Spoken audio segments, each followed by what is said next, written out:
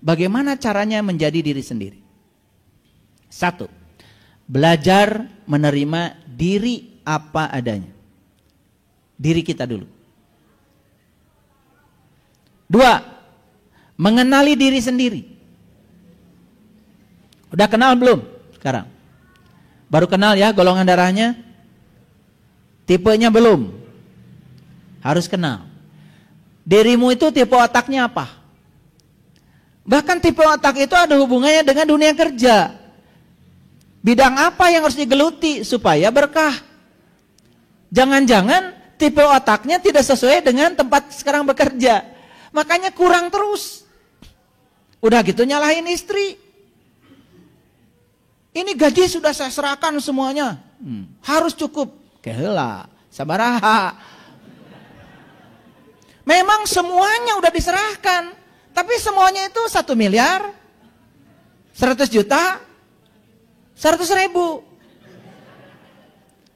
Sama, 100.000 diserahkan semua. Begitu tidak cukup langsung, kok boros amat? Ya Allah. Geus puguh saeutik, nyebutnya kan boros. Ya kalau 100.000 pengen 1 tahunnya beli kalender. Nah, kalau kita udah kenal. Nih saya kasih tahu.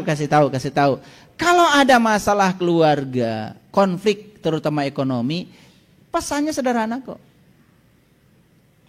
Kita harus cari uang lebih banyak lagi. Gitu aja. Jadi kalau istri boros, nggak usah usil. Berarti pesan semestanya, saya harus cari uang lebih banyak lagi. Gitu aja.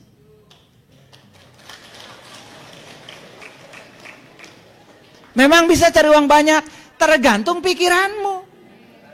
Kalau sudah mengatakan saya tidak bisa, itu tidak mungkin, ya sudah selamat tinggal. Wassalam. Allah yang ada dalam dirimu yang maha kaya itu mana? Ini saya ngomong pakai pengalaman loh. Yang saya bicarakan ini pengalaman. Saya juga pernah berada dalam situasi seperti itu. Karena apa? Maaf ya. Karena yang diinsolkan orang tua saya dulu, yaitu ya banyak sekali batasan-batasan di sini, dan kemudian saya nggak mau di situ, saya keluar dari zona itu, saya harus keluar. Allah saya maha kaya, Allah saya maha luas, Allah saya maha agung, Allah saya maha besar, Allah saya maha berkehendak.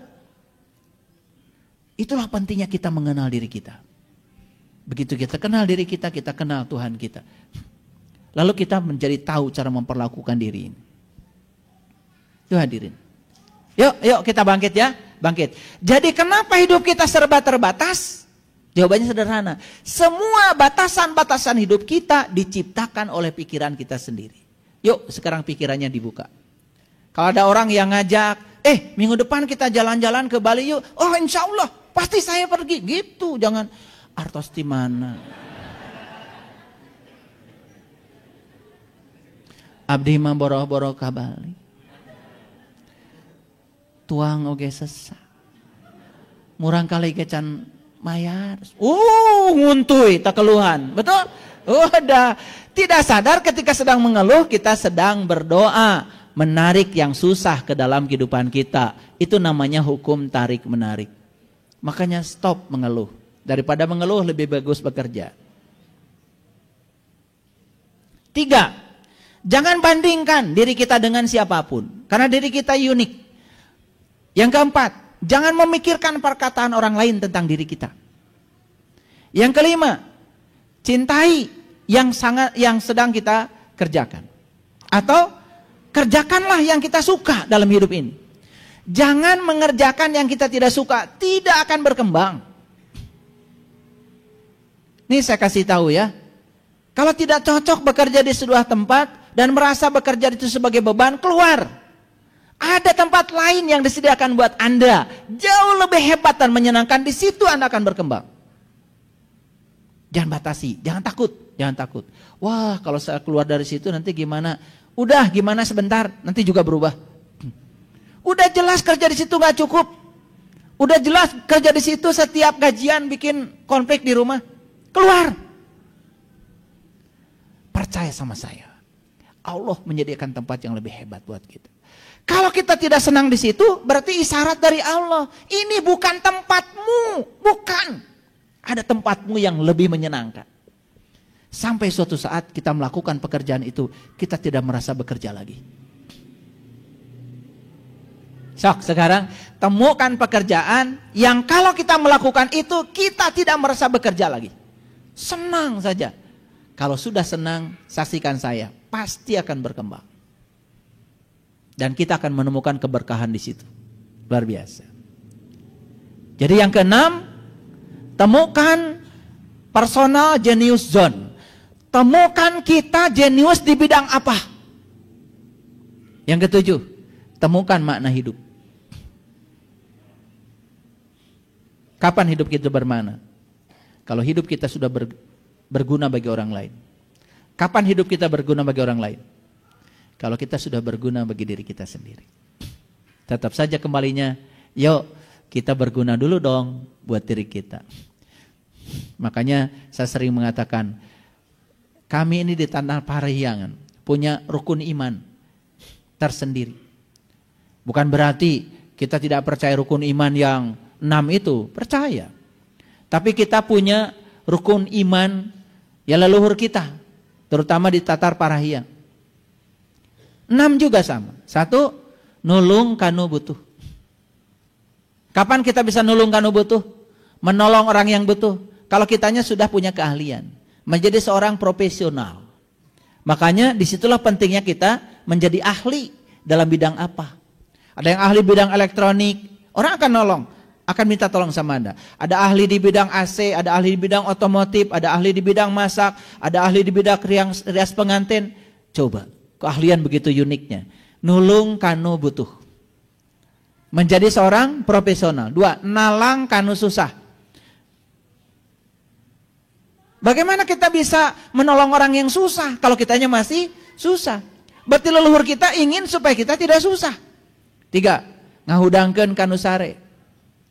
Membangunkan orang yang tertidur. 4, nyaangan kanu poekeun. Menerangi orang yang dalam kegelapan. Bagaimana kita bisa menerangi yang kegelapan? Kitanya masih gelap. 5, ya, nepak kanu poho. Mengingatkan orang yang lupa. Lupa apa? Lupa jati dirinya. Lupa tempat asalnya. Lupa kalau dia akan pulang. Ingatkan. Tapi kita akan bisa mengingatkan orang yang lupa kalau kitanya sudah sadar. Ini kan masalahnya. Banyak orang yang belum sadar tapi berani-berani mengingatkan orang yang belum sadar. Tambah gak sadar. Yang keenam adalah nganter kanu keeng. Mengantarkan orang yang takut. Karena dalam hidup ini banyak sekali orang yang takut. Takut menghadapi kehidupan, takut menghadapi kematian. Kenapa orang takut? 1 masalahnya, karena dia belum menemukan berkah hidupnya.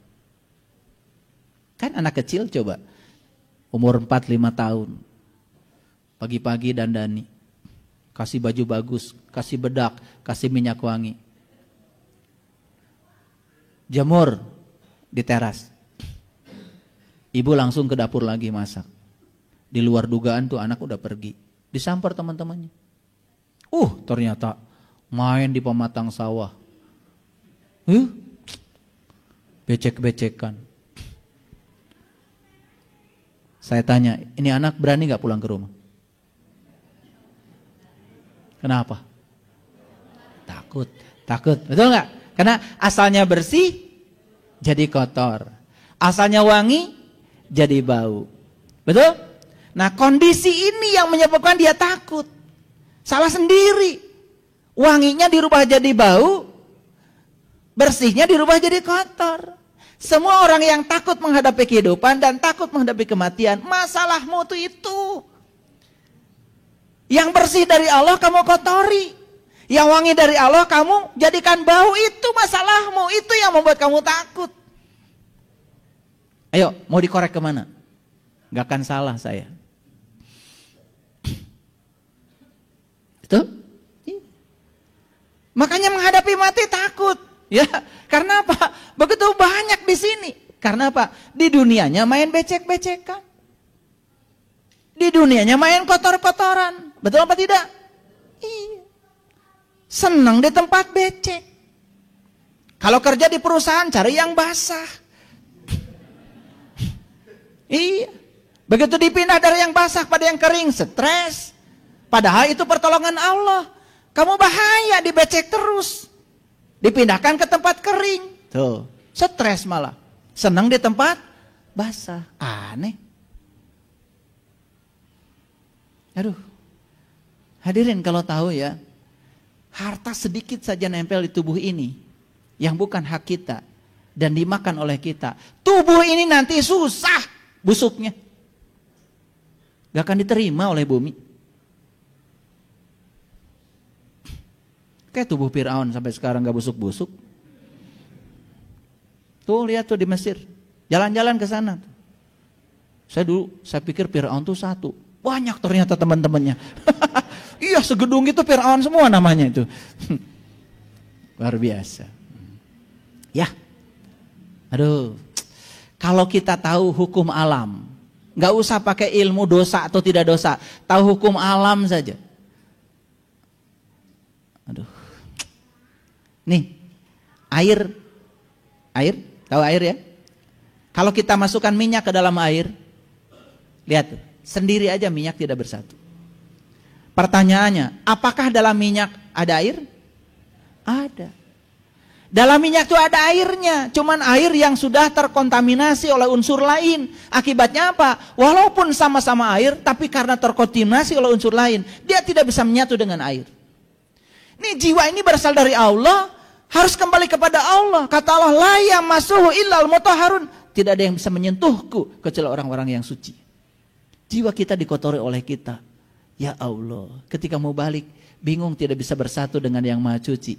Kotor. Tubuh yang asalnya bersih, mau balik ke bumi, dikotori. Maka bumi pun menolaknya. Ya Allah.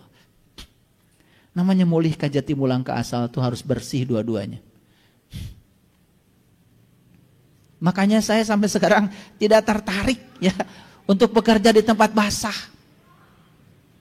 Tiris.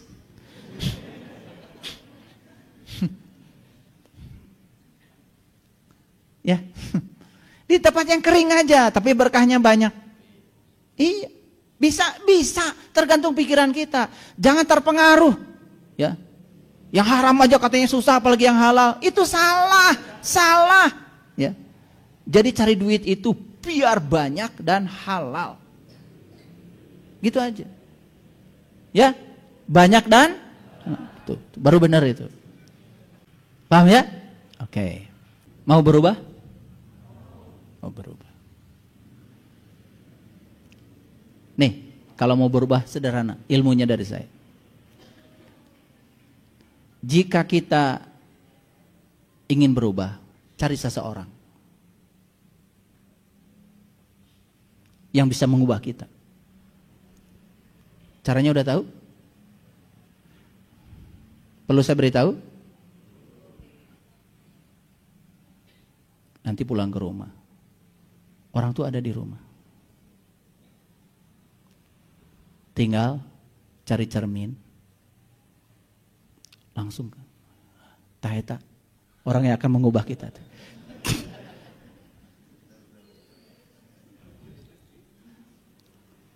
Kalian itu gimana sih mikirnya? Kan saya bilang, ingin berubah? Ingin. Caranya gimana? Cari orang yang akan bisa mengubahmu. Sudah tahu caranya? Nanti pulang ke rumah, cari cermin. Ya, begitu. Nah, di situ akan ketemu dengan orang yang akan mengubahmu. Sederhana ilmu dari saya. Saya tidak mengajarkan ilmu nujum. Ini ilmu sains ini, ya. Paham ya? Mulai sekarang coba. Jangan puas dengan hubungan yang tidak akan membuat kita menjadi diri kita sendiri. Usahakan kita selalu menciptakan hubungan itu, di mana di hubungan itu kita difasilitasi untuk menjadi diri sendiri. Jangan puas dengan hubungan yang membuat kita gagal menjadi diri kita sendiri.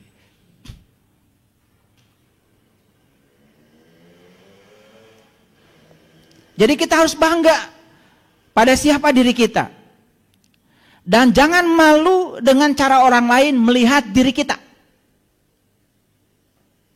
Bahkan kebanyakan kita menjadi orang lain itu karena kita malu ketika orang lain melihat diri kita. Itu adalah hambatan yang akan membuat kita gagal menjadi diri kita sendiri. Jadi hidup itu bukan tentang mendapatkan apa yang kita inginkan, tetapi tentang menghargai apa yang kita miliki dan sabar menanti terhadap apa yang akan menghampiri. Selama ini apa yang kita idam-idamkan dalam hidup? Selalu kita itu memiliki prinsip dalam hidup mendapatkan yang kita inginkan. Bukan menghargai apa yang sudah kita miliki saat ini. Coba belajar menghargai yang sudah kita miliki saat ini.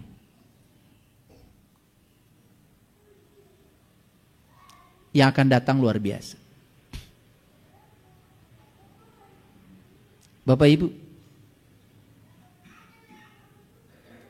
Bapak Ibu tuh orang paling kaya.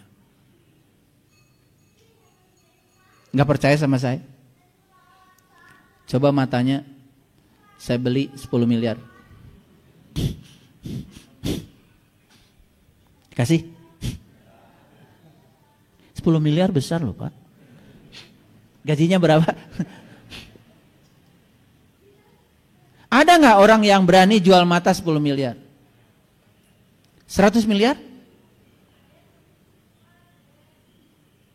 Kalaupun ada, itu orang sudah kehilangan akal sehatnya. Orang yang waras 100 miliar pun matanya tidak mau dia jual. Karena mata ini harganya lebih dari 100 miliar. Kaya nggak kita? Ada yang mau jual napas sama saya 1 triliun?